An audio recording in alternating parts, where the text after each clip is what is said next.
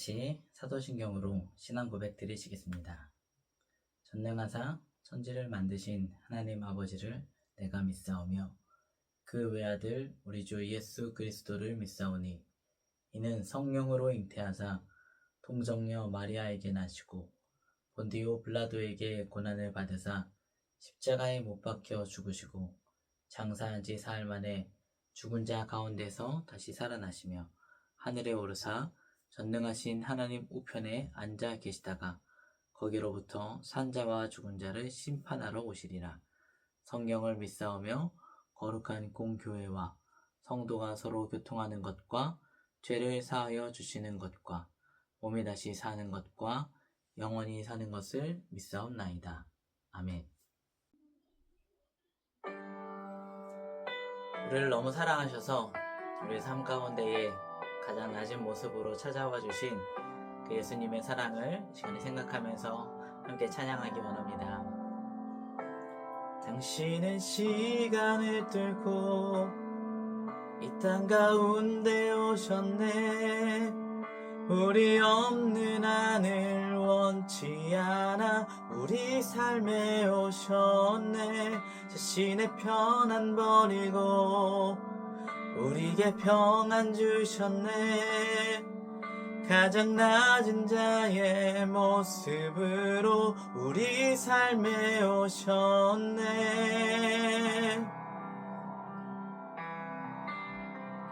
하나님 우리와 영원히 함께 하시네. 꿈 없는 우리에게 그 나라 보여주시네. 연약한 자들의 친구가 되어주시고 힘없는 우리의 인생을 위로하시네.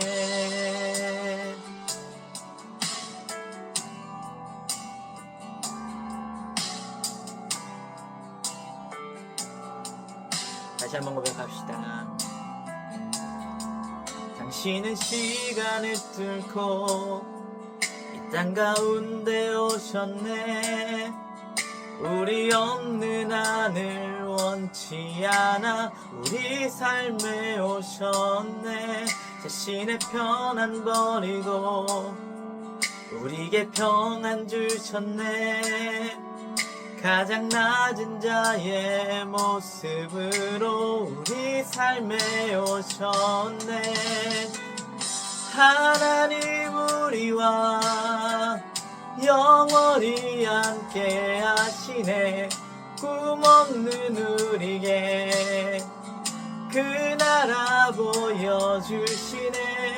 연약한 자들의 친구가 되어주시고 힘없는 우리의 인생을 위로하시네.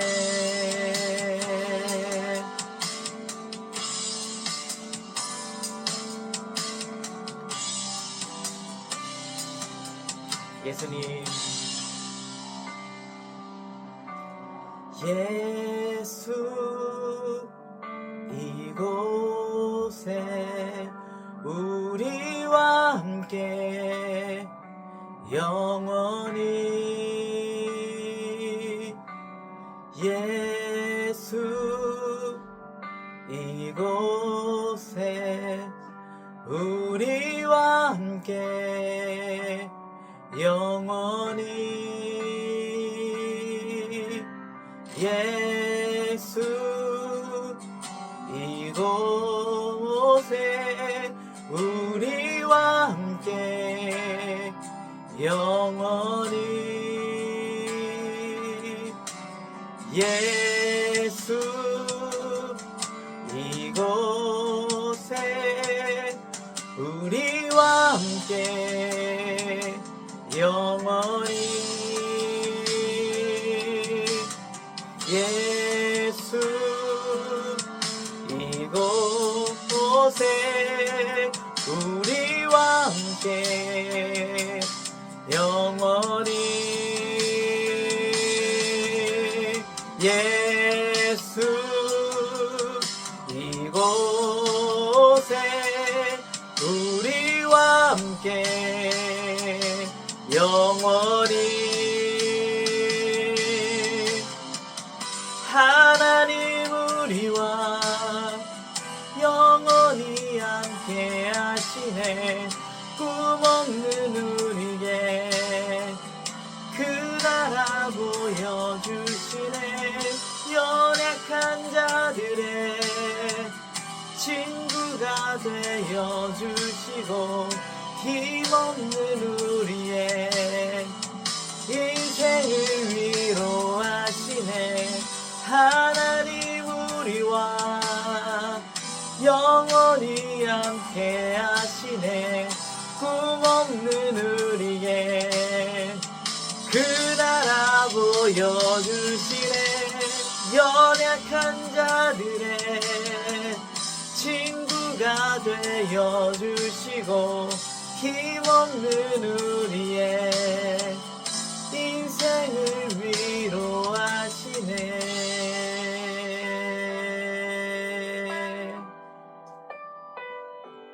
아멘. 주님 우리를 만나러 오십니다. 우리를 만나주십니다. 그 주님의 사랑에 감사하며 함께 예배하기 원합니다. 아멘. 할렐루야. 함께 예배함이 은혜입니다. 우리 라이드 처치 성도님들과 함께 예배할 수 있었던 이 지나왔었던 3개월이 참 저에게 큰 은혜였고 복이었던 것 같습니다. 이제 아마 영상이 유튜브에 올라갔을 때에는 아마 저희 가정은 비행기를 타고 날아가고 있는 중이겠죠. 계속해서 같이 기도해 주시고요. 은혜를 같이 공유할 수 있는 믿음의 동역자들이 함께 되었으면 좋겠습니다. 지난주에 우리가 침례 요한의 이야기를 살펴봤는데요. 침례 요한이 예수님과 침례 요한의 어떤 사역을 비교하는 제자들의 물음에 답해주는 그런 장면이었는데, 내가 잘 되는 게 아니라 예수님이 잘 되는 것, 그 예수님이 잘 되는 것이 곧 나의 기쁨이고 나의 승리이고 나의 또 목적이, 나의 사역의 목적이라는 것을 잊지 않았었던 침례 요한의 모습을 살펴볼 수 있었던 것 같습니다. 그래서 나의 것, 나의 욕심, 나의 사역을 주장하려기보다 예수님의 것, 예수님의 뜻, 예수님의 어떤 마음들을 드러내는 것에 집중할 수 있었으면 좋겠다. 그런 이야기들을 같이 나누었었습니다. 오늘은 좀 본문이 깁니다. 요한복음 4장 말씀을 이제 다 살펴보려고 하는데요. 다 읽으면서 넘어갈 수는 없을 것 같고, 중요한 부분만 읽으면서 같이 나눠보았으면 좋겠습니다. 오늘 설교의 제목은 나를 찾아오신 예수님입니다. 요한복음 4장 1절에서 3절 말씀 함께 보도록 하겠습니다. 예수께서 제자를 삼고 세례를 베푸시는 것이 요한보다 많다 하는 말을 바리새인들이 들은 줄을 주께서 아신지라. 예수께서 친히 세례를 베푸신 것이 아니요 제자들이 베푼 것이라. 유대를 떠나사 다시 갈릴리로 가실새. 그래서 지난번 이제 세례 요한의 제자가 세례 요한에게 와서 물어봤었던 내용들이 다시 한번 요한복음 4장에서 반복되어집니다. 예수님이 더 많은 사람들에게 세례를 베풀고 있다. 예수님의 사역이 세례 요한의 사역보다 더 영향력이 있다. 더 커지고 있다. 이러한 내용인데요. 근데 예수님께서 하시는 행동이 우리들이 흔히 행하는 어떤 행동 패턴과는 좀 다른 모습을 보이고 있죠. 세례 요한도 물론 사람들이 막 떠나가고 있는데 오히려 그게 더 좋다 하는 좀 약간 우리로서는 이해하기 어려운 그런 태도였는데, 예수님께서도요, 이 주목받고 있잖아요. 사람들이 이제 다 알고 있습니다. 예수님이 이 사역에, 이 세례를 주는 사역에 떠오르는 별이고, 사람들이 예수님을 주목하고 있는 그때에 예수님께서는 유대를 떠나시고 갈릴리로 가십니다. 이 말은 뭐냐면, 유튜브 방송을 시작했는데 막 구독자가 막 올라오고 있어요. 이제 됐다 했을 때 계정 접어버리는, 계정 삭제, 이러한 것과 비슷한 맥락을 우리가 생각해 볼 수 있을 것 같아요. 예수님이 어느 것에 무엇에 집중하고 계시는지 우리가 볼 수 있는 것이죠. 사람들의 관심, 사람들의 인기에 예수님께서 주목하고 계시지 않는다. 예수님께서 관심 갖고 계시는 것은 내 사역이 얼마나 인정받고 있는지, 사람들이 얼마나 알아주고 있는지, 그것이 아니라는 것이죠. 예수님께서는 유대를 떠나서 갈릴리로 가십니다. 사람들의 관심을 피해서 한적한 곳으로 가시는 것이죠. 떠나면서, 근데 그 다음 행보가 더 재미있는데, 예수님께서 사마리아를 통과해서 가십니다.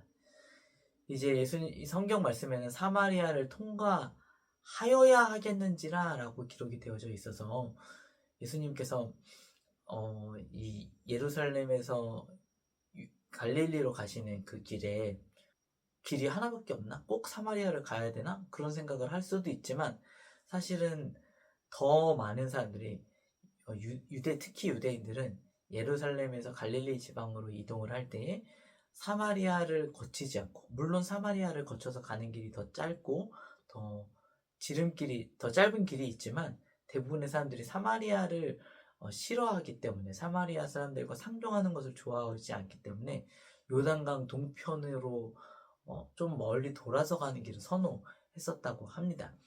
그럼에도 불구하고 예수님께서 꼭 사마리아로 가겠다 하는 것은 예수님의 의도가 이 말씀 가운데 담겨져 있는 것이죠. 예수님께서는 그냥 거쳐가는 과정이 아니라 사마리아에 방문하는 목적이 있으셨던 것입니다.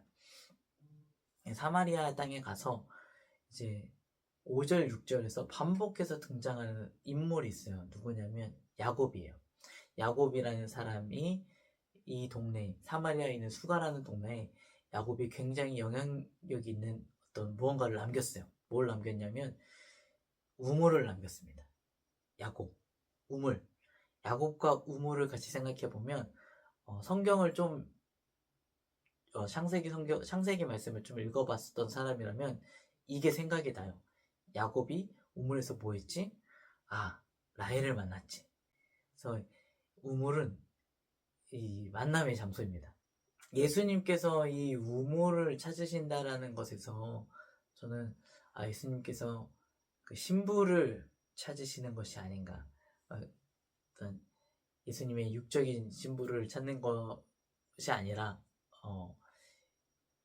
우리를 예수님의 영적인 신부로서, 신랑 되신 예수님을 맞이할 신부로서 예수님을 믿을 성도들을 찾으시기 위해서 이 우물가를 찾으신 것이 아닌가, 그런 생각을 해보게 되는 대목인 것 같아요. 야곱이 계속 반복되어지고 우물이 반복되어진다는 것. 근데 예수님께서 이 우물을 방문하셨던 시간은 대부분의 사람들이 활동하지 않는 낮 12시였습니다. 여기서 6시라고 하는데, 이 6시는 유대 시간으로 6시고, 지금 우리 시간으로 하면 한낮, 정오를 의미합니다. 정오에는 너무 덥기 때문에 사람들이 활동을 하지 않아요. 근데 아무도 오지 않는 이 한낮에 물 길러 오는 여인이 있었습니다. 물을 기르러 오는 사마리아 여인. 우리가 그런 시간들이 있는 것 같아요. 나 혼자만 있고 싶은 시간, 다른 사람들을 피하고 싶은 순간, 그러한 상황과 그러한 장소들이 있는데, 예수님께서는 그런 시간과 그런 장소에 우리를 찾아와 주시는 경우가 많은 것 같습니다. 우리를 만나 주시기를 원하시고, 혼자 있고 싶은 그 시간에, 피하고 싶은 그 시간에 우리를 찾아오셔서 우리 삶의 문제를 건드리시고, 그래서 우리의 삶의 문제를 해결해 주시는 그러한 상황들이 많은 것 같아요. 예수님께서 이 아무도 찾지 않는 이 우물가에 여인을 만나려고 찾아오신 것이죠. 요한복음 4장 7절, 8절 말씀 한번 보도록 하겠습니다. 사마리아 여자 한 사람이 물을 기르러 왔음에 예수께서 물을 좀 달라 하시니 이는 제자들이 먹을 것을 사러 그 동네에 들어갔음이러라. 예수님께서 지금 이 사람들이 다 몰려오고 예수님은 바라보고 예수님 최고입니다 하고 있었던 그 유대를 떠나서 지금 찾아오신 장소가 어디냐면 아무도 주목하지 않는 이 대낮에 사마리아의 우물가를 오셨거든요. 예수님께서 왜 찾아오셨냐면 이 물 기르러 온 이 사마리아 여인을 만나기 위해서 오신 것입니다. 그리고 물어봐요. 물 좀 줄래? 이 물 좀 줄래라는 이 예수님의 이 물음은요, 조금 더 깊이 생각하면 이 사마리아 여인한테는 지긋지긋한 삶의 문제예요. 이 여인은 물을 안 먹고 살 수는 없는데 이 물을 뜨러 오는 이 상황들이, 이 시간들이 너무너무 싫었을 것 같아요. 사람들을 피해야만 하고 또 힘겹게 물을 떠와야만 하고, 그래서 다른 사람들 아무도 하지 않는 그 힘겨운 시간에 혼자서 물을 기르러 오고 있는 이 여인한테 물이라는 것은 뭔가 건드리는 단어거든요. 지긋지긋한, 없으면 안 되는, 그렇지만 너무 싫은, 약간 그런 거를 예수님께서 건드리셨어요. 이 여인이 그런 생각을 했을 것 같아요. 아, 물 좀 안 들어왔으면 좋겠다. 정말 그럼 소원이 없겠다. 이런 생각을 했을 것 같아요. 우리도 좀 비슷한 생각하죠. 아, 돈 걱정 좀 안 하고 살았으면 좋겠다. 아, 건강 걱정 좀 안 하고 살았으면 좋겠다. 이런 내 삶의 가장 어떤 시급하고 간절한 이 갈급함, 그런 부분이요. 사실은 근데 하나님을 찾게 되는 그런 포인트가 되는 것 같아요. 그래서 우리가 예수님께 그런 것을 가지고 또 물어봐야 됩니다. 하나님, 이게 내 삶 가운데 좀 필요합니다. 해결되어졌으면 좋겠습니다. 이렇게 물어볼 때 예수님께서 특별히 또 찾아와 주시고요. 그리고 우리가 물어보지 않아도요, 예수님께서 이 사마리아 여인을 찾아와 주셨던 것처럼 우리를 사랑하신 예수님께서 묻지 않아도 이렇게 찾아와 주시기도 합니다. 이 찾아와 주시는 그 순간에 우리가 좀 잘했으면 좋겠어요. 아, 왜 그런 거를 건드리세요? 이거는 좀 나한테 상처인데요, 예수님. 만지지 마세요. 내가 알아서 할게요. 이렇게 하는 것이 아니라 예수님께서 그렇게 다가오셨을 때에 우리가 네, 예수님 감사합니다. 내 삶의 문제에 관심을 가져주셔서 감사합니다. 이렇게 문을 열고 예수님과 함께 그 문제들을 해결해 나아갈 수 있었으면 좋겠습니다. 예수님도요, 굶주리세요. 이 여인이 물에 굶주렸던 것처럼 해결하고 싶지만 해결되지 않는 이 물의 문제로 힘들어 했었던 것처럼 예수님께서도 굶주리셨어요. 그래서 제자들이 먹을 것을 구하러 가거든요. 예수님께서 단지 굶주리셨던 것은 이후에 뒤에 말씀에도 나오겠지만 단순히 먹는 것에 대한 굶주림만은 아니셨어요. 예수님께서는 예수님께서 사랑하시는 그 사람들의 삶의 문제, 그 영혼의 문제가 해결되어지는 것, 그래서 그들이 하나님 앞에 돌아오는 것, 그것이 예수님의 마음에 참된 만족이고 기쁨, 배부름이었거든요.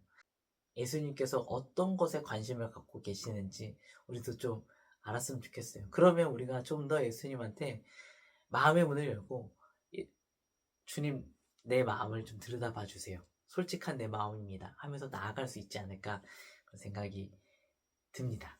10절 말씀입니다.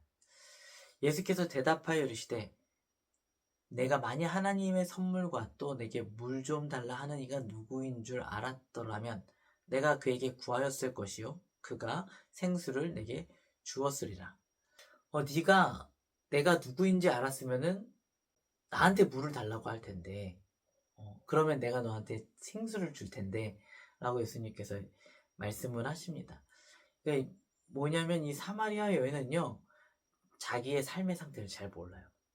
자기한테 정말 필요한 것이 무엇인지, 그리고 그 필요한 것이 무엇인지도 모르고 그 필요한 것을 줄 수 있는 분이 누구인지도 모르고 있다는 것이죠.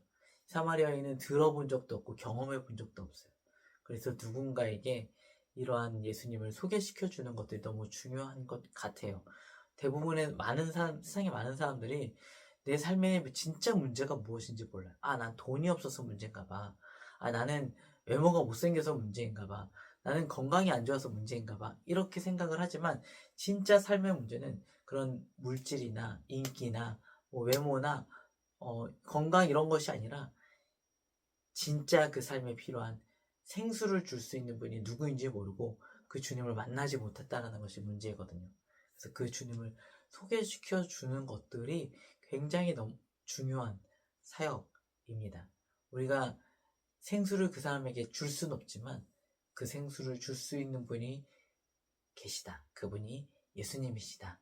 이렇게 우리가 소개해 줄 수 있었으면 좋겠습니다. 이 여인은요, 경험해 본 것이 가장 큰 은혜를 경험한 것이 야곱의 우물이었어요.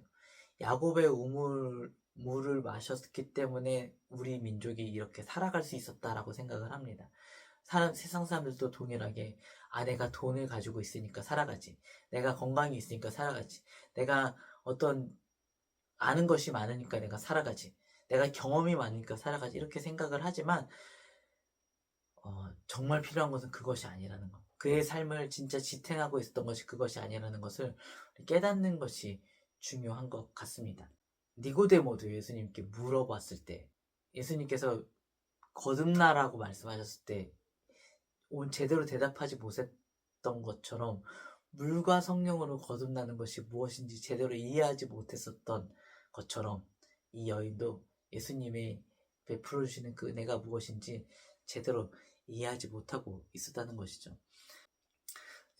예수님이 그래서 이 여인에게 친절하게 설명을 해주십니다. 13절에서 14절 말씀입니다. 예수께서 대답하여 이르시되 이 물을 마시는 자마다 다시 목마르려니와 내가 주는 물을 마시는 자는 영원히 목마르지 아니하리니 내가 주는 물은 그 속에서 영생하도록 솟아나는 샘물이 되리라. 이 여인이 물을 뜨러 온 이 야곱의 우물은요, 거의 한 1000년의 시간 동안 이스라엘 민족들에게 생수를, 목을 축여주는 그러한 역할을 했습니다. 엄청나죠. 하지만 한계가 있어요. 이 물을 아무리 마시고 또 마셔도요, 다시 목이 마릅니다. 다 마찬가지죠. 우리가 돈을 벌어도요, 명예를 얻어도요, 외모가 뛰어나도요, 인기를 얻어도요, 그것이 다 영원하지가 않습니다. 그것에 우리가 집착하지 않고요, 영원한 것이 무엇인지 한번 생각해 보는 시간들을 우리가 자주 가졌으면 좋겠어요. 다시 목마를 것들에 우리가 너무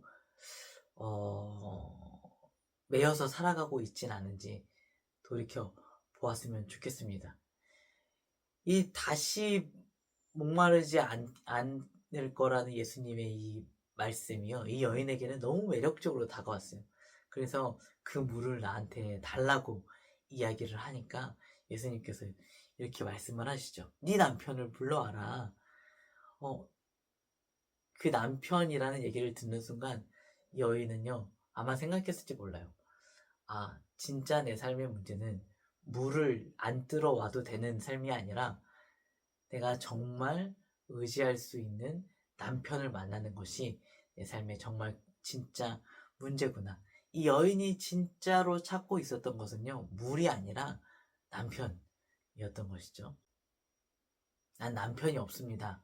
이 여인은 이렇게 거짓말을 합니다. 예수님께서 모르시지 않죠. 네가 남편이 없다고 하는 말이 거짓말이 아니다. 네가 지금까지 남편이 5이나 있었고 지금 살고 있는 남편도 진짜 남편이 아니다. 이 여인이 어떤 연유로 5명이나 되는 남편을 만나게 되었는지 우리는 알 수 없습니다. 그렇지만 5이나 되는 남편을 만났다는 그 상황 가운데 이 여인이 얼마나 기구한 삶을 살았을지 우리가 생각해 볼 수 있을 것 같아요. 이 여인은 남편을 만나고 싶었어요. 정말 괜찮은 남편을 만나고 싶었을 것입니다. 그런데 첫 번째 남편도, 두 번째 남편도, 세 번째 남편도 그리고 지금 이 6번째로 살고 있는 이 남자도 이 여인에게 진짜 남편이 되어주지 않았어요. 진짜 남편은 그러니까 이 여인이 찾고 있었던 건 자기의 삶을 이해해주고 자신의 삶을 보호해주고 자신의 삶에 기쁨을 부어줄 수 있는 진짜 남편을 찾았는데 아무도 그런 남편이 되어주지 못했던 것이죠. 그런데 예수님께서 이 여인을 찾아와 주셨던 거예요. 이 우물에서, 만남의 장소인 우물에서 이 여인을 찾아오셔서 이 여인을 보호해주고 이 여인을 이해해주고 이 여인에게 정말로 참된 만족을 줄 수 있는 남편이 되어주시기 위해서 예수님께서 찾아와 주셨다는 것이죠. 이제 이 여인은요, 물론 예수님과 같이 사는 그런 남편이 되는 건 아니지만 마음 가운데 그토록 찾고 찾았던 마음의 안식을 누릴 수 있는 그러한 구세주 메시아를 만남으로써 이 여인은 삶이 무너졌던 자리에서 다시 일어설 수 있는 힘을 얻게 된 것이죠. 요한복음 4장 19절에서 21절입니다. 여자가 이르되 주여 내가 보니 선지자로소이다. 우리 조상들은 이 산에서 예배하였는데 당신들의 말은 예배할 곳이 예루살렘에 있다 하더이다. 예수께서 이르시되 여자여 내 말을 믿으라. 이 산에서도 말고 예루살렘에서도 말고 너희가 아버지께 예배할 때가 이르리라. 그러니까 이 여인은 갈망이 있었던 거예요. 하나님에 대한 갈망, 예배에 대한 갈망. 어떻게 하면 예배를 잘 드릴 수 있을까? 나 같은 사람도 하나님 앞에 나아가서 예배를 드릴 수 있을까? 이런 생각들을 했을 것 같아요. 남편을 5이나 갖게 되었다라는 것은 당시 사회 문화를 살펴보았을 때 이 여인이 어떤 생활의 문란에서 5이나 되는 남자를 만나기란 거의 불가능했을 것이고 계속 아마도 버림받는 상황에 처해졌었던 것 같아요. 이혼을 주장할 수 있는 게 그 권리가 여자에겐 있지 않았거든요. 그러니까 이 여인은 아마 5명이나 되는 남편에게 버림받는 그런 삶을 살았을 것이고, 누가 잘못했던 간에 이 사회의 시선은 버림받은 여인을 오히려 더 비난하는 그러한 분위기였을 거예요. 저 여자가 얼마나 나쁜 여자이길래, 저 여자가 얼마나 이상한 여자이길래 5명이나 된 남자가 한결같이 저 여자를 버렸을까 하는 그러한 시선으로 이 여인을 바라봤을 것이고, 이 여인은 그러한 삶의 상황 가운데 물 들어오는 것도 이렇게 사람들 몰래 들어오는데 예배를 제대로 드렸을 수 있었을까, 그런 생각을 하게 됩니다. 여인은 예배에 대한 갈망이 있었을 거예요. 그래서 나 같은 사람도 예배 드릴 수 있습니까? 아마 저는 이 질문이 그렇게 들리더라고요. 예수님, 이 산에서 예배 드리는 게 맞습니까? 예루살렘에서 예배 드리는 게 맞습니까? 라는 그 질문이요. 저 같은 사람도 예배 드려도 됩니까? 저 같은 사람도 저기 가서 예배 드려도 됩니까? 저 같은 사람도 저기 가서 예배 드려도 됩니까? 이러한 질문처럼 보이더라고요. 근데 예수님께서 너무 이 여인의 마음을 시원하게 해주는 답변을 해주세요. 이 산에서도 말고 예루살렘에서도 말고 예배할 때가 있어. 아버지를 찾는 사람을 예배 드릴 수 있어. 영과 진리로 나아가는 사람은 예배 드릴 수 있어. 네가 남편이 5이 있었건 지금 사는 남자와도 제대로 된 혼례 관계를 치르지 않고 살아가고 있건 네가 영과 진리로 나아가기만 한다면 저 산에 가지 않아도 되고 이곳에 가지 않아도 되고 아버지께 예배 드릴 수 있어 라고 예수님께서 말씀해주고 계시는 것 같아요. 이 영과 진리라는 것은 우리가 성령 충만함으로 예배 드려야 된다는 뜻도 있지만 하나님을 찾는 그런 간절한 마음, 진실한 마음 여기에 있지 않을까 생각을 해봅니다.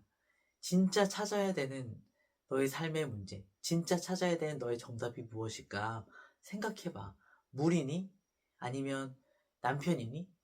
그게 아니었어. 예수님을 만나는 것이야. 라고 예수님께서 이 여인에게 알려주고 계신 것 같아요. 우리도 예수님을 만나는 그러한 시간들이 있었으면 좋겠습니다. 내 삶의 문제가 무엇인지 좀 제대로 알았으면 좋겠어요. 우리가 문제가 다가오면 다른 게 잘 안 보이잖아요. 저도 마찬가지고요.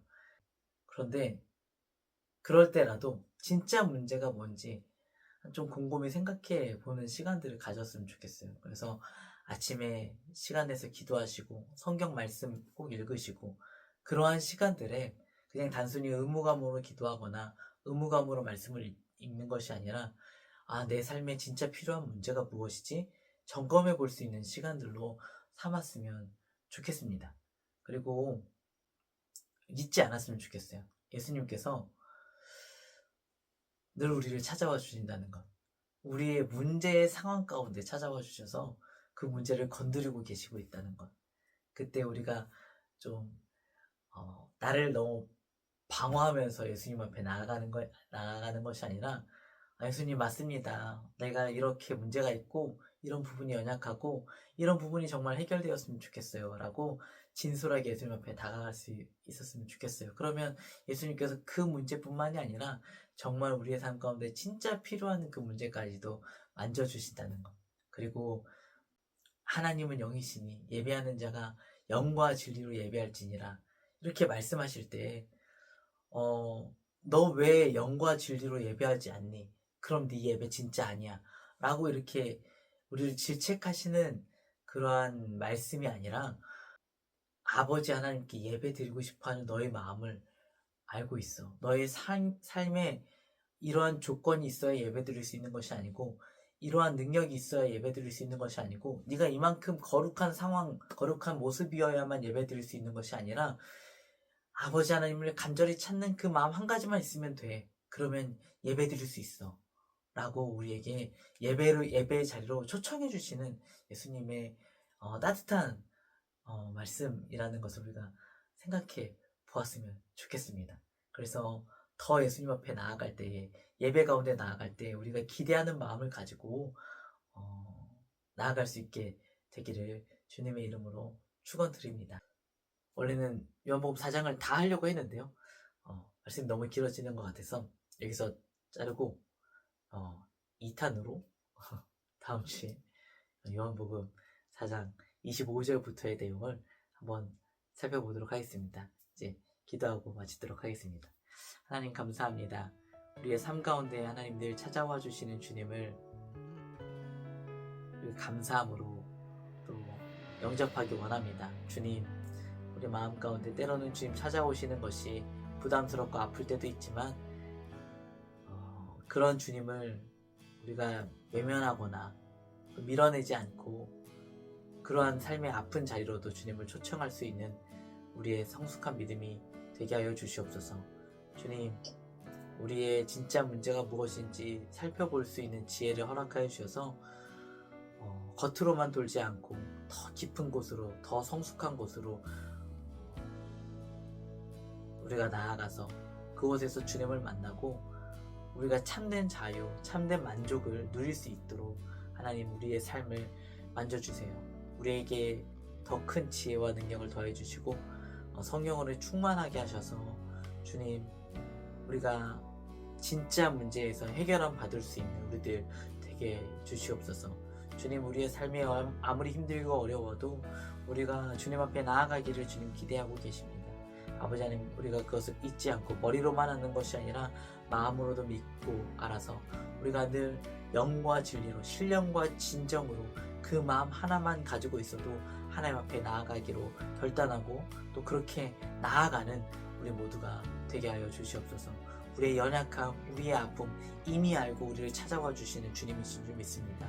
그런 것 때문에 주님 앞에 나아가는 것을 우리가 망설이거나 주저하지 않는 우리들 되게 하여 주옵소서. 주님, 오늘 하루의 삶 가운데도 주님 동행하여 주셨고 이제 매일매일의 삶 가운데도 주님 우리의 삶 가운데 초청해 드리오니 우리의 참된 남편 되어 주셔서 우리의 의지요, 우리의 보호자요, 우리의 공급자가 되어 주시옵소서.